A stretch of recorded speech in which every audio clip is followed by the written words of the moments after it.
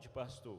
Se o povo já estava no deserto. Eles estavam, na verdade, indo para um lugar que é do verso 20 do capítulo 13.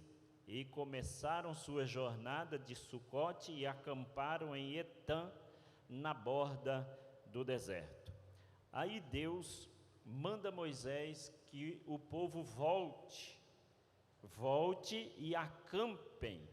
E Deus dá a característica do lugar. Observa ali no versículo de número 2. Diz aos filhos de Israel para que voltem e acampem diante de Pi-Hairote, entre Migdol e o mar, diante de Baal-Zefon, diante dele acamparei junto ao mar. E diz a Bíblia que o povo voltou. E o povo estava acampado neste lugar. Agora, historicamente, observa que Deus dá um lugar aonde o povo fica, para que haja um entendimento no coração de Faraó que o povo está encurralado, que o povo está sem saída. Só que, longe de mim decifrar o pensamento de Deus, mas eu posso pensar, né? Observa aqui que Deus usa 3 nomes, né? 3 nomes aqui que Deus usa para que aonde o povo pudesse estar. Observa, primeiro, Pi-Hairote.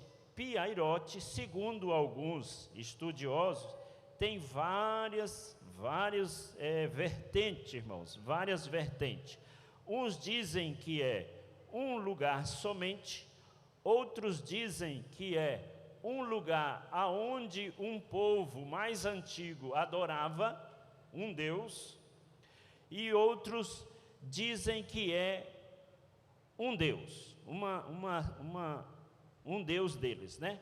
E Migdol também dizem alguns estudiosos que é uma fortaleza, era um lugar forte, aonde os egípcios se estabeleciam para poder cuidar das suas divisas, para que o inimigo não entre. E Baal-Zefon já está falando o nome, é um Deus, né? É um Deus deles na época. Então observa, eu pensando comigo, não achei nenhum estudioso falando sobre assim, tá? Mas eu penso que Deus queria provar para os egípcios que a fortaleza deles, que o Deus deles que estavam ali, que o lugar de segurança deles que estavam ali, iam ser derrotados. Não ia impedir do agir de Deus na vida do povo hebreu. E agora, observa ali, no verso de número 4, diz assim, do 14. Eu vou falar só o verso, porque nós estamos no capítulo 14, viu, irmãos? Então endurecerei o coração de Faraó, para que os persiga, e serei glorificado em Faraó e em todo o seu exército, e os egípcios saberão que eu sou o Senhor. Deus é quem fala a Moisés que vai fazer. Deus ainda não tinha feito. Deus fala a Moisés que vai fazer, quando ele diz para o povo que volte. Então observa, por que então que Deus endureceu o coração de Faraó? E para que Deus vai endurecer o coração de Faraó? Que no versículo de número 4, ainda Faraó está tudo bem, o povo foi simplesmente adorar o seu Deus, no deserto, assim como era proposto. Para Faraó, até o versículo de número 4, estava tudo tranquilo, sem nenhum problema. Por que então que Deus vai endurecer? Para quê? Para manifestar a glória de Deus. Segundo, para julgamento ou trazer juízo sobre o povo egípcio. Terceiro, para eles verem a libertação total do povo de Deus. Amém? Glória a Deus por isso. Glória a Deus por isso. Já, irmãos, no versículo de número 5, observa no versículo de número 5. E se contou ao rei do Egito que o povo havia fugido, e o coração de Faraó e de seu servo virou-se contra os hebreus. No versículo de número 5 acontece aquilo que Deus fala a Moisés. Então, observa, e se contou, quer dizer, falou ao Faraó aonde estava o povo e qual seria a intenção do povo. Então ele disse assim, na parte B: por que fizemos isto, deixando que Israel saísse e deixaste de nos servir? Guarde esta palavra, guarde esse texto. Faraó disse: por que nós fizemos isso? Nós perdemos mão de obra, eles trabalhavam para nós, por que nós fizemos isso? E eu penso comigo aí, a intenção de Faraó não era eliminar o povo hebreu, e sim trazer de volta como escravo para o Egito. Por causa desta fala dele no versículo de número 5, parte B. Por que nós perdemos mão de obras? Então vamos buscar de volta. Pois bem, mais à frente, já no verso de número, então guarde esta frase aqui, tá, irmãos? Do parte B. Por que fizemos isso, deixando que Israel saísse e deixasse de nos servir? Talvez em outra tradução está diferente. Eu não sei se está no telão aí os versículos, né? Não sei se está para vocês acompanhar. Seria muito bom, né? Eu ia trazer em slide para que os irmãos vissem também. Mas eu fui ver os slides e acabei não gostando e comecei a fazer, fiz um pouco, mas não gostei e aí parei. Então observa, no verso 10 a 12, no versículo de número 10 diz assim, diz, e quando Faraó se aproximava, observa que no 5, ele disse, por que nós deixamos ir? Né? Já aqui no versículo de número 10 diz assim, e quando Faraó se aproximava, os filhos de Israel levantaram os olhos, e eis que os egípcios vinham atrás deles, e temeram muito, Observa que no versículo de número 5, ele fala, e já se arruma, se apronta, e vai em captura do povo hebreu, que estava acampado lá no deserto, junto ao mar. Verso de número 11. A parte B, quer dizer, do 10. E os filhos de Israel clamaram ao Senhor. Qual foi, irmãos, a primeira reação quando os filhos de Israel, os hebreus, viram os egípcios vindo, aquela multidão de egípcios vindo, de carruagens, cavalos, só de carruagem especial, era 600 carruagens. Então, numa carruagem daquela época de guerra, ia pelo menos 3 homens, um pilotando e 2 soldados para lutar. Então, 3 vezes 6, 18, 3 vezes 6, 18, 1.800.000 homens, só nessas 600 carruagens. Mas diz o texto bíblico que foi essas carruagens especiais e todas as carruagens que havia no Egito foram também. Pronto, era multidão demais. Tem razão, o povo, quando olhou aquela barulheira toda vindo, ficaram com medo, se assustaram. Mas uma coisa aconteceu muito positiva, muito importante do povo de Deus, na última parte do versículo de número 10. Quando eles viram aquilo, sentiram medo e clamaram ao Senhor. Se eles parassem aí, irmão, estava tudo bem, tudo maravilhoso. Quando nós entramos em aperto, primeira coisa que fazemos, clamar ao Senhor. E nesse primeiro clamor, Deus já tinha ouvido, Deus já tinha visto e Deus já ia entrar com providência. Mas, infelizmente, como ser humano somos, e também os hebreus, né? Eles, infelizmente, reclamaram. Diz o texto bíblico no versículo de número 11. Diz assim: disseram a Moisés, porque não havia sepulcros no Egito, nos levaste embora para morrermos no deserto. O povo falando a Moisés, tá? Depois que eles clamaram ao Senhor. Se continuasse clamando ao Senhor, estava tudo certo. Mas no verso de número 11, eles disseram assim: não havia sepulcro lá no Egito para trazer nós para morrer aqui no deserto, porque agiste assim conosco para nos tirar do Egito?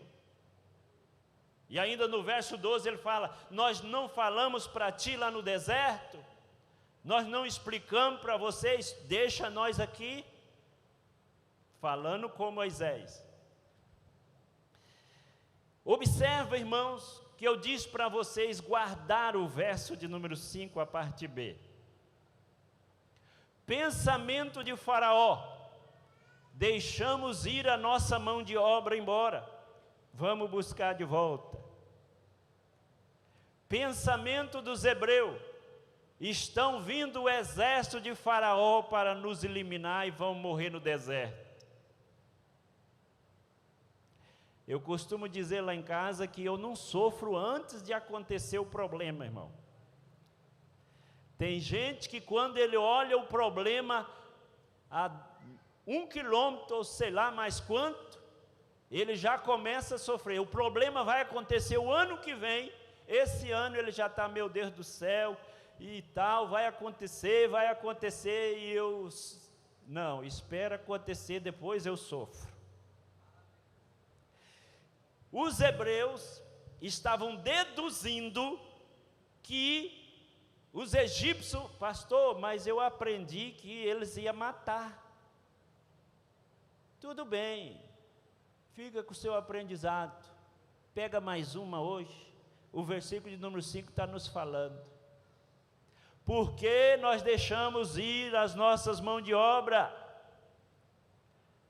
Quem falou foi Faraó, e foi em busca, ou foi atrás dos hebreus, das suas mãos de obra.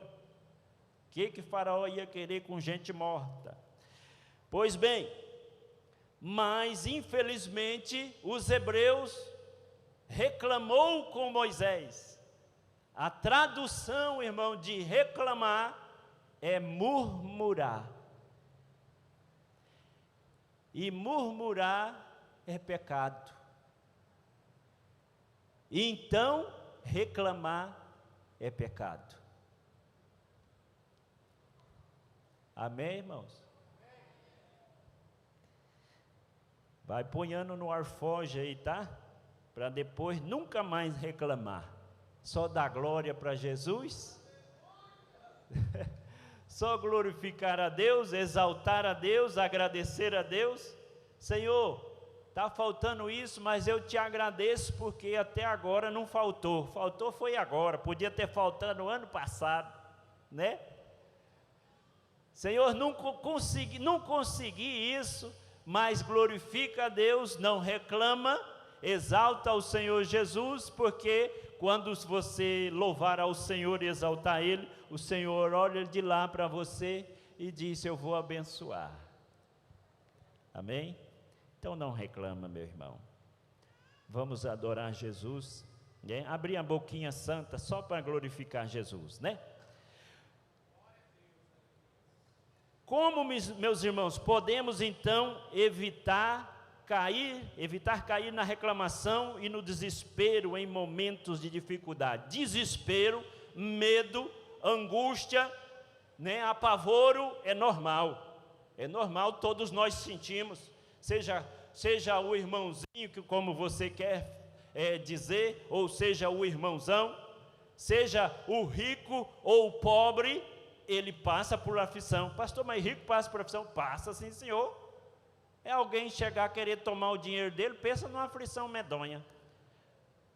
É aflito demais, irmão, é aflito demais, porque ele trabalhou a vida inteira para ganhar dinheiro, aí chega um e me dá o dinheiro. É muita aflição. Crê no Senhor Jesus Cristo e será salvo tu e a tua casa. Glória a Deus, amém? Como nós podemos evitar? Crê no Senhor Jesus Cristo e será salvo tu e a tua casa. Êxodo 13:14. A resposta de Moisés e a promessa de Deus ao povo. Quando o povo fica temeroso, reclama, primeiro eles clamam ao Senhor, Deus ouve e vai responder, depois eles pecam reclamando com Moisés. Quando eles reclamaram com Moisés, ele estava dizendo assim: Deus não tem poder para nos tirar daqui, para nos livrar da mão de Faraó. Eles estavam dizendo, quando nós reclamamos, nós dizemos: Deus não tem domínio sobre essa situação. Quando nós reclamamos, nós estamos dizendo: Deus não tem poder para fazer isso por mim. Então não reclama. De novo, né? De novo, pastor, de novo. No verso de número 13 diz: Moisés, porém, disse ao povo: não temais, estai quieto e vede o livramento do Senhor, que hoje vos fará, porque os egípcios que hoje vocês estão vendo, nunca mais os tornarão a ver. Glória a Deus. Maravilha de Deus, né, irmãos? Moisés, ao reclame do povo, Moisés usa esta palavra, esta mensagem, e transmite uma prévia credibilidade, porque o povo estava muito incrédulo, mas Moisés transmite uma prévia credibilidade, e o povo começou a crer, mas só depois da ação de Deus que o povo começou a crer. Qual a mensagem de Moisés ao povo em meio ao medo?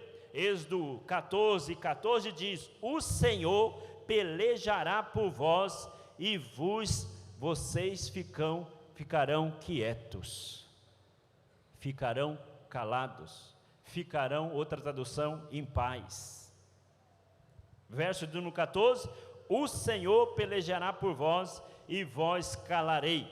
Reflitam comigo, em que situação você precisa estar quieto, ou em que situação você precisa confiar que Deus está agindo ao seu favor? Reflita, só pense comigo, só para você pensar, eu e você pensar, em que situação nós devemos nos quietar e lembrar que Deus pode agir por nós. Nessa vida, quase tudo. Nessa vida, quase tudo. Só não aquelas que Deus que é propriamente para nós fazer. Mas naquilo que nós não podemos fazer, ou nós pensamos que podemos agir, Deus ele age. Mas nós precisamos confiar. Precisamos ter fé. Êxodo 15, Êxodo 14, 15 ao 18, diz assim o 15: Então disse o Senhor a Moisés: Por que clamas a mim? Dize aos filhos de Israel que marchem. Por que Deus, irmãos, repreende Moisés nessa situação? Por quê? Pensamento meu, porque Deus já está na vida de Moisés. Deus já está na vida do líder. Para o líder, para você que é líder, para o líder, aquilo que foi cabido a ele fazer, Deus já autorizou ele fazer ou ela fazer. Então não precisa você clamar ao Senhor. Pastor, então eu não tenho que clamar ao Senhor? Para o líder, aquilo que Deus já colocou para você fazer, não precisa você clamar mais ao Senhor. Faça. Deus estava falando para Moisés: faça, está nas tuas mãos. Glória a Deus. Como obedecer a ordem para avançar? Como? Se na vista de Moisés e na vista de todo o povo, o mar estava fechado. E Deus manda a Moisés: diga ao povo que marche, Moisés. Porque está clamando a mim? Manda o povo marchar. Mas o mar estava fechado. O que temos que usar nesse momento, irmãos? A fé requer ação e obediência, mesmo em situações impossíveis aos nossos olhos. Use a fé, crê, acredita que vai acontecer. Pastor, mas isso é positivismo? Não, senhor, não é positivismo não. Isso é para aqueles que crêem no Deus Todo-Poderoso, que pode fazer qualquer coisa. Tudo que pedirdes ao Pai, disse Jesus, em meu nome vos será feito. Se crer na palavra como ela é literalmente, vai acontecer. Pastor, mas não acontece não. Se balançou, não acontece, viu? Deus já conhece até o balançado do abençoado. Versículo de número 19, para nós ir para o encerramento, né? 19 e 20 de Êxodo 14, diz o 19: Então o anjo de Deus, que ia adiante do exército de Israel, retirou-se e ia atrás deles. Também a coluna de nuvem se retirou de diante deles e se pôs atrás deles. Está aqui agora. Pastor, mas o senhor está lendo só no tablet? Eu estou lendo só no tablet. Mas está tudo marcadinho aqui, ó. Vermelho e azul, vermelho e azul. Se ele falhar, tem aqui. Glória a Deus. Como diz o pastor, vamos usar os recursos tecnológicos que nós temos, né? Glória a Deus. Qual é a importância, irmãos? Ou qual é o objetivo dessa mudança da posição da nuvem e do anjo? Qual? Essa ação da mudança da nuvem. A nuvem e o anjo ia na frente. Em toda a caminhada, quando eles saíram de lá do Egito, estava a nuvem na frente. Uma coluna de nuvem e uma coluna de fogo. Estava caminhando na frente do povo hebreu. Mas aqui, no verso de número 19, a Bíblia diz que o anjo, a hora que o povo vê o exército de Faraó, o anjo se desloca da frente da multidão e vai para trás da multidão. E a nuvem também, observe, irmão, a nuvem anda mesmo. Você não olha para o céu, a nuvem não está andando? A nuvem anda. Desloca da frente do povo e vai para trás do povo. Por quê?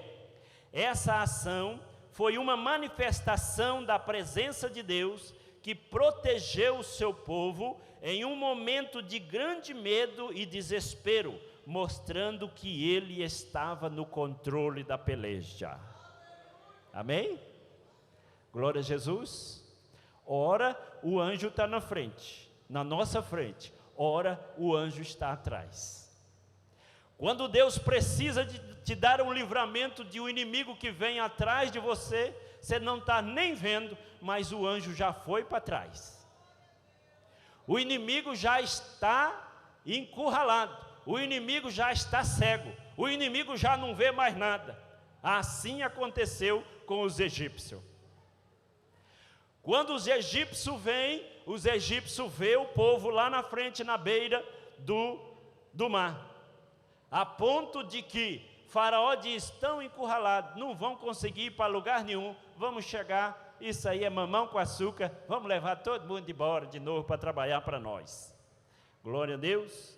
Mas Deus, irmãos, entra em ação, então manifestou a sua presença ali, que protegeu o seu povo em um momento de grande medo que eles estavam, e mostrando que ele estava na peleja ali junto com o povo de Israel.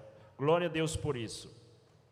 A nuvem serviu tanto como proteção para os israelitas, quanto como escuridão para os egípcios. Verso de número 20. O que isso nos ensina sobre a dualidade de Deus? Observa aqui, meus irmãos. E se colocou, 19 primeiro, o anjo de Deus que ia adiante do acampamento de Israel, retirou-se e foi para trás deles, e a coluna foi de diante da face deles, e se colocou atrás deles, desde do povo hebreu. 20, e se colocou entre o acampamento dos egípcios e o acampamento de Israel, e havia uma nuvem de escuridão para eles, egípcios, mais clareza à noite para estes, hebreus, de maneira que não se aproximou um do outro durante toda a noite. Glória a Deus. Estava sim o exército se aproximando. Se, pensamento meu, se Deus não age assim, porque, irmãos, os egípcios estavam longe ainda, estavam muito longe. No deserto você vê, até miragem você vê, nunca fui, né? Mas se contam, vê longe, muito longe. Se Deus não age daquela forma, o povo pulava no mar. Pensamento meu. Porque o medo e o apavoro foi tão grande, que se Deus não age daquela forma, não fecha a retaguarda do povo, a hora que vai a nuvem e vai o anjo para trás, nem os hebreus vê os egípcios e nem os egípcios vê os hebreus. Aí gerou uma paz, uma calmaria, uma tranquilidade. Não é assim que acontece conosco? Quando Deus dá uma luzinha para nós, aí nós entendemos de que Deus já resolveu o problema. E é realmente, irmão, e realmente. Davi, Salmo de número 6, quando os inimigos estavam acusando Davi, ele disse assim: olha, Deus já ouviu a minha oração, Deus já aceitou Deus já ouviu o meu clamor, e Deus já aceitou a minha oração. Davi já estava contando com a vitória. Êxodo 20, verso 20. O que isso nos ensina sobre a dualidade da ação de Deus? Teve duas. Uma, a nuvem e o anjo atrás. O lado dos hebreus era para proteger eles e clarear, e o lado dos egípcios era de escuridão total, diz o texto bíblico. Eles não viam nada, escureceu, está tudo escuro, mas vamos devagarzinho que nós chega lá, vai clarear, né?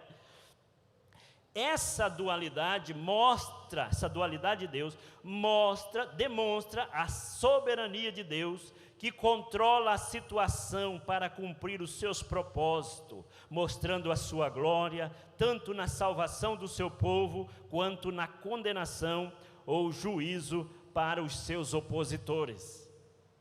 Às vezes, as pessoas olham para você e não dá nada. Não, disso aí não vai acontecer nada, não vai sair nada. Disso aí não vai funcionar nada. Mas Deus está encobrindo a visão daquele, o entendimento dele, mas está clareando o seu caminho, e você está vendo uma brechinha, e você está glorificando a Deus, exaltando o nome de Jesus, e Jesus está trabalhando por sua vida, amém? Glória a Deus. Vamos à frente. Verso de número 21 e 22. No 21, descreve assim, 21, Moisés estendeu a sua mão, após ele levar uma lapada de Jeová, que está clamando por mim, né? Moisés estendeu a sua mão sobre o mar, e o Senhor fez o mar voltar por meio de um forte vento oriental durante toda aquela noite, e fez do mar terra seca, e as águas foram divididas. Glória a Deus por isso. Descreve então Moisés estendendo a mão sobre o mar e fazendo o mar se retirar com um forte vento oriental. Como, meus irmãos, essa descrição do mar se dividindo e as águas se tornando num muro à direita e à esquerda, Êxodo 22, aqui está enfatizado a natureza milagrosa do poder de Deus naquele exato momento, e o povo estava vendo tudo. Glória a Jesus. De olhos abertos. Já experimentou você momentos em que você está em aperto e Deus começa a abrir caminhos para você? Abrir porta para você? Às vezes ninguém fica sabendo, não precisa ninguém saber, porque de repente se você contar para o seu amigo, ele vai lá e fecha sua porta. Então não conte. Deus abriu uma brechinha, tu passa por ela quietinho, glorificando e exaltando a Deus, e Deus vai te dar vitória lá na frente. Eu passei por isso aqui mais ou menos no ano de 2017 para 2018, mais ou menos, meus irmãos. Rapidinho vou contar para vocês. Olha, eu querendo enxugar outra coisa. Mas daí deparei, né, com a situação nova. Meu Jesus, né? Se não estava bom, agora ficou, né, irmão? Muito bem. Eu já deparei com situação assim, como eu disse, em 2017 e 2018, numa crise que estava aqui em Novo Progresso, e eu mais ainda. Eu entrei numa crise que eu achei que eu ia a colapso novamente, já praticamente pela 4ª vez. Quando eu vi a situação terrível demais, naquele momento, eu comecei a clamar ao Senhor. Eu não reclamei. Irmão, para mim reclamar, eu não sei. Só se acontecer algumas coisas difíceis. Comecei a clamar ao Senhor e pôr diante de Deus os meus sentimentos. E disse para o Senhor, Senhor, não deixa não agora. Mais uma vez não. Voltar no zero não, Senhor. Deixa eu falir não. Eu orava assim. Eu pedia ao Senhor e dizia para o Senhor, mas sabe aquele pedido de neném chorão, né? Que chora porque é um docinho? Assim estava eu, quebrantado na presença do Senhor e dizendo para o Senhor, deixa não, Senhor, deixa não. Deixa não, Senhor, deixa não. Aparece um infeliz lá e diz assim, eu compro sua caminhoneta. Eu falei, agora, Senhor, que o Senhor está abrindo a porta. Comprou a caminhonete, irmão. Meu Jesus, por um preço lá embaixo, irrisório. Eu falei, agora acabou de quebrar mesmo. Troquei nos negócios lá que eu precisava. Sou ruim de rolo, irmão. Não gosto de rolo. Mas, sem eu saber, Deus estava abrindo uma porta através daquilo. Deus estava mostrando um caminho para mim e a minha esposa. E Deus abriu as portas e nós passamos quietinho, glorificando ao Senhor e agradecendo a Deus. Não, que bom, né? Agora pelo menos tem um pouquinho de mercadoria, dá para nós ir sobrevivendo, né? Vamos caminhando, glória a Jesus. E Deus abriu a porta e nós entramos. E glória a Deus, irmãos. Glórias a Deus. Deus foi abençoando, abençoando, abençoando. Falei na escola dominical hoje, que Deus preparou tanta coisa, até a minha graduação Deus preparou. Eu achava que eu não ia conseguir, consegui, graduação, pós-graduação, equipei meu consultório completo, equipamentos de última geração, tecnologia de última geração, e glória a Deus por isso. Estamos aí caminhando, glorificando e exaltando o nome do Senhor. E você também com certeza já experimentou a graça de Deus e o caminho que Deus abre na sua vida em algum momento de dificuldade. Êxodo, a perseguição e o atolamento das rodas, irmãos. Observa, nessa passagem aqui no verso de número 24, diz assim, que na vigília da manhã, o Senhor olhou para o exército egípcio através da coluna de fogo e a nuvem e causou pânico. 24, vamos ler na Bíblia, está assim. E aconteceu que na vigília da manhã, o Senhor olhou para o exército dos egípcios por entre a coluna de fogo e de nuvem. Por entre a coluna de fogo e de nuvem. Aonde estava a coluna de fogo e de nuvem, irmãos? Atrás dos hebreus. Certo? Concorda comigo? Está escrito, tá, irmão? Se não concordar, vai discordar da Bíblia. A nuvem estava atrás dos hebreus. E Deus olha entre a nuvem. Pensamento meu, irmão. Vamos ver se você pega.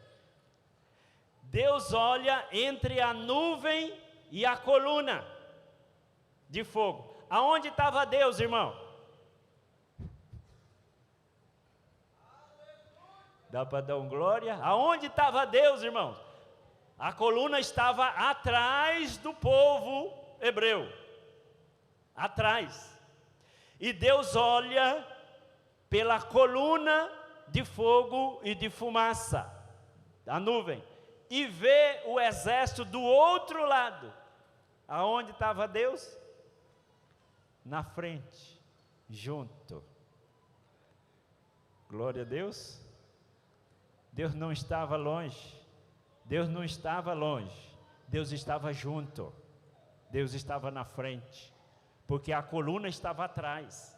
Se a coluna estivesse por cima, era outra coisa, mas a coluna estava atrás, e Deus olha por entre a coluna, e vê o exército do outro lado. Mas Deus precisa, pastor? Está mencionado na Bíblia, irmão, Deus não precisa, o olhar de Deus é transcendente. Mas ele fez menção de dizer esta frase, porque ele estava dizendo: eu estou no meio do povo, eu estou na frente, eu estou regendo, eu estou na batalha, eu estou lutando, eu estou aqui. Glória a Jesus, aleluia, bendito é o nome do Senhor nosso Deus, aleluia. Para encerrar, encerrou, soltou. Essa declaração, a frase, irmãos, a frase do versículo de número 25, a frase: tiremos os egípcios diante de Israel, porque o Senhor luta por eles contra os egípcios. Resumo do versículo 25, a essência do conflito está ali. Essa declaração reforça a ideia de que a batalha pertence a Deus. Todas as lutas pertencem ao Senhor. Se eu crer, se você crê, nós teremos vitória. Assim como o povo diz, em suas lutas, reconheça a presença e a ação de Deus lutando ao seu lado, junto de você, e nós teremos vitória no nome de Jesus Cristo. Fique com esta palavra, fique com esta mensagem, guarda no seu coração, e creia que Deus está do seu lado, que